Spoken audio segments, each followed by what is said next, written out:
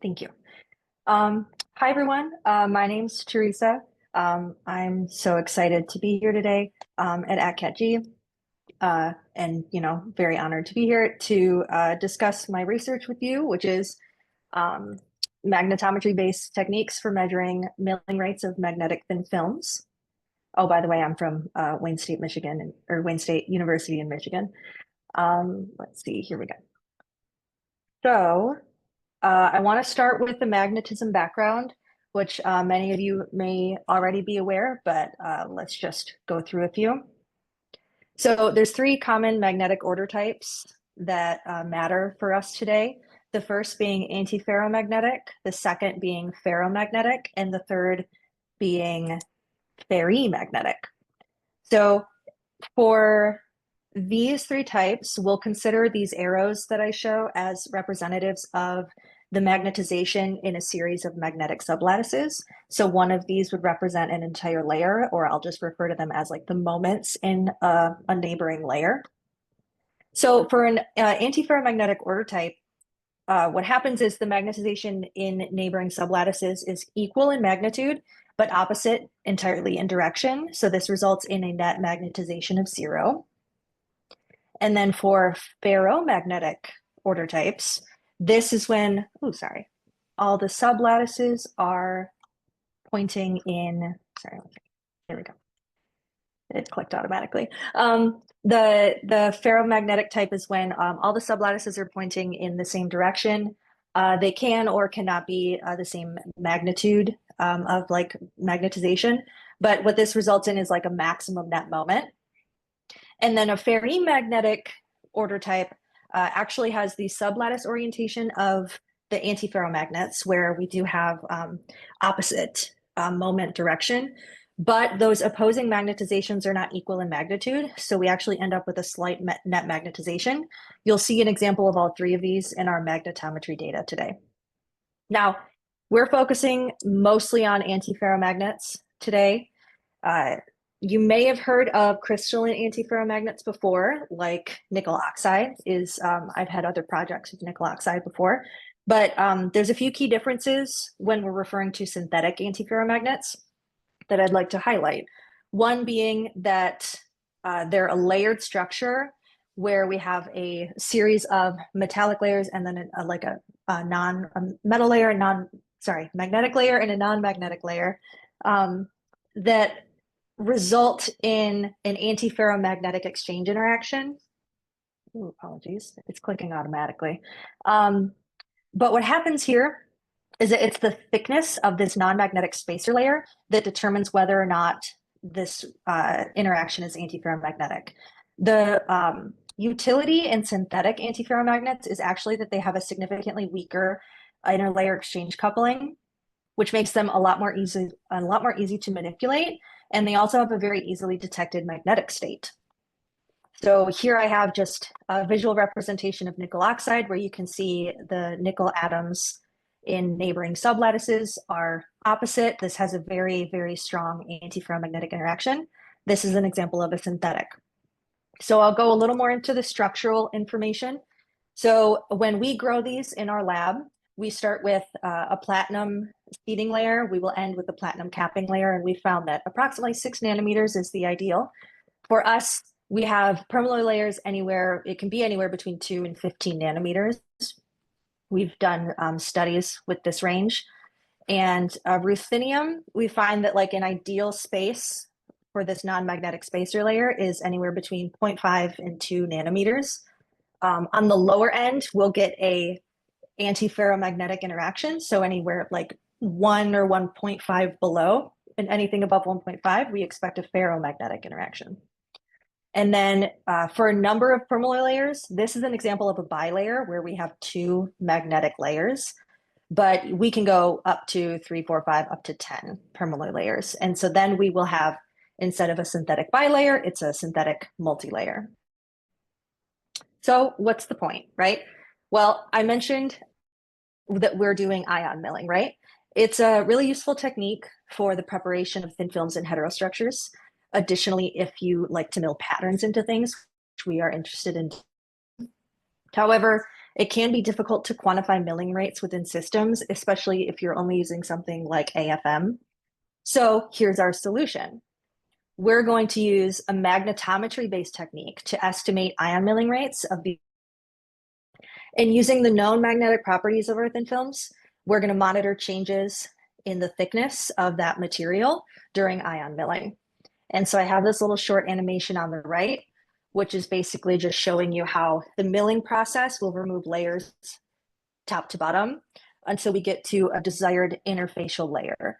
And we plan on milling through the platinum, through the permalloy, and try to just hit the layer between that first set of permalloy and the ruthenium. So I want to go into some of the magnetometry. These are not the results. This is a little background in what the magnetometry data should look like. So this is for a synthetic bilayer. And you can see we have our magnetic antiferromagnetic interaction here, and we're applying a field in the y direction if the layers are pointing in the x and y. And if we start at a magnetic field of 0 for any of these bilayers, you see that there's no net moment in either, and that's because the moments want to begin anti-aligned purely, right? So antiferromagnetic and order type, no net moment at 0 field. However, when you apply the field, you will see this kind of linear relationship, which represents these moments bending or canting towards the applied field, which also means they're bending towards one another. And once you apply a large enough field to saturate, these moments will then point together. And what you notice here, these numbers here are for the permalloy layers. So these are our blue layers here. The ruthenium is 1 nanometer for every single one of these samples. So we know that ruthenium is at 1 nanometer is a very good representation of an antiferromagnetic interaction. But you can see here that in this series of samples, the permalloy layer with a 9 nanometer thickness saturates at actually a much smaller field than the permalloy layer with only 3 nanometers of thickness.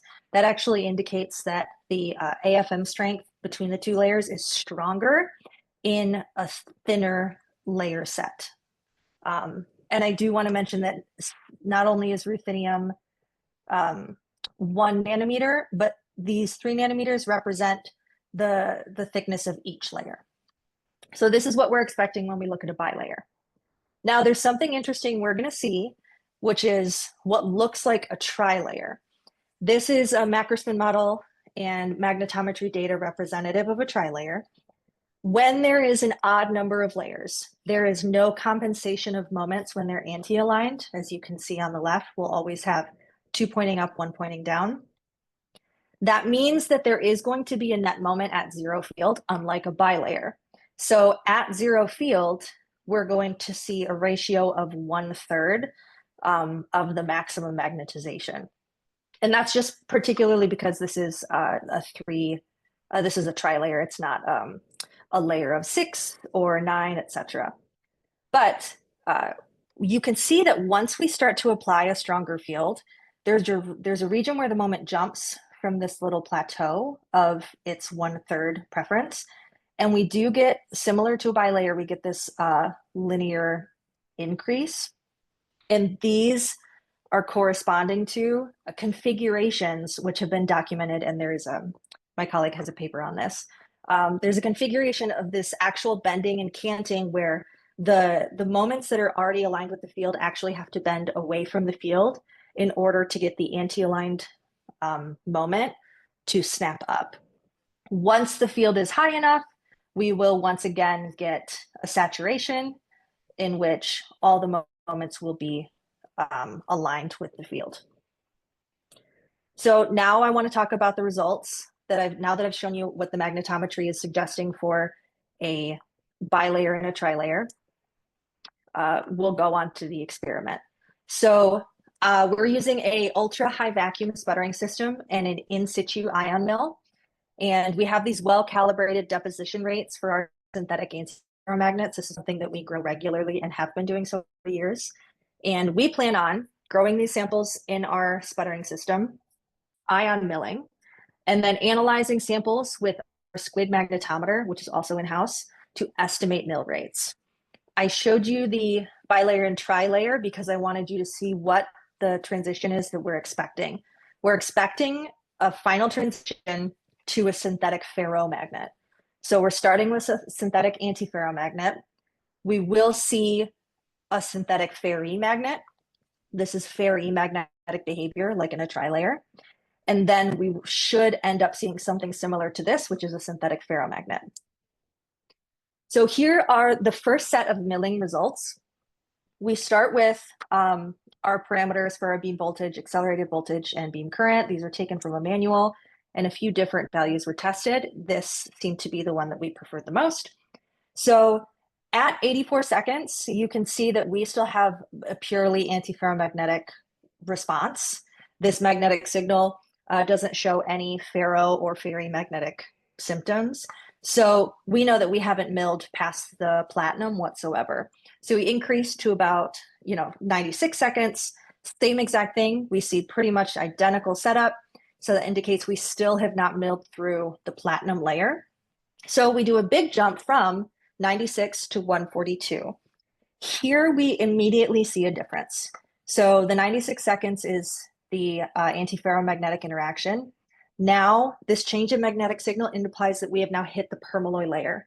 The reason we're seeing ferrimagnetic behavior is not because there's an odd number of layers, but there's actually now a difference in the thickness of the permalloy layer, so there's an uncompensated moment. So this implies we've successfully milled into the permalloy layer, and we will keep going. So from 142 to 175, there is still slight ferrimagnetic behavior. So you see a flattening, some linear material or linear response.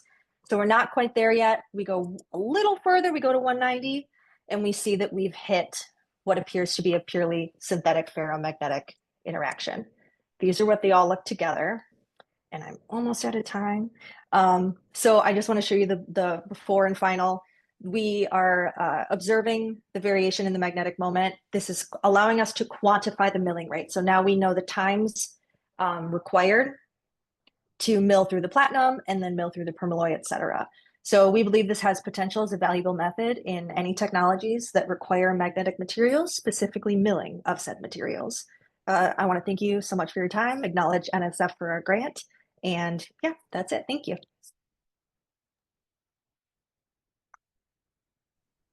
Thank you so much for that interesting talk. I will start with a question, but if anyone else has a question, we do have some time for that if you'd like to unmute. So this also seems like a really interesting way to actually just study these interactions, at least in terms of like if you have like a multi-layer structure of the tri-layer or the bilayer, it seems like this could be a nice tool to kind of rapidly characterize the behavior rather than like having to deposit several different types of stacks. Do you worry though that the milling is causing any damage to your magnetic films, or is there any way to kind of characterize that besides the magnetic behavior? Like, yes. do you Okay. pull some out? Yes, Okay. that's an excellent question. Yes, exactly. So I don't have the slides on me, but so we've been doing this for a few months, and that was one of our concerns right away. So what we would do is once we were confident in, for example, in this region where like we hit what appears to be like a ferrimagnetic behavior, we actually have nailed down the timing in between these two of once we hit like the permalloy layer. So what we can actually do is just redeposit the permalloy. We keep it all under vacuum. And so let's say we get to 190 seconds. We're pretty confident that this has just removed that final bit of permalloy. We can redeposit the same thickness of permalloy and platinum, and we rerun it basically. And we should expect to see the same exact result as one of the original sets. So essentially we would look for something like this. So we can essentially mill. We still will do like a capping layer of platinum every time after a mill to protect the sample. But once we know like that milling rate for platinum, we can take it off. We can redeposit at any point any of the singular layers and measure once again. And it has shown that it does not cause damage to the samples. Well, thank you so much. I'm actually also Yeah. very interested in this because these are interesting structures for acoustic driven magnetic resonance devices as well. So I found it really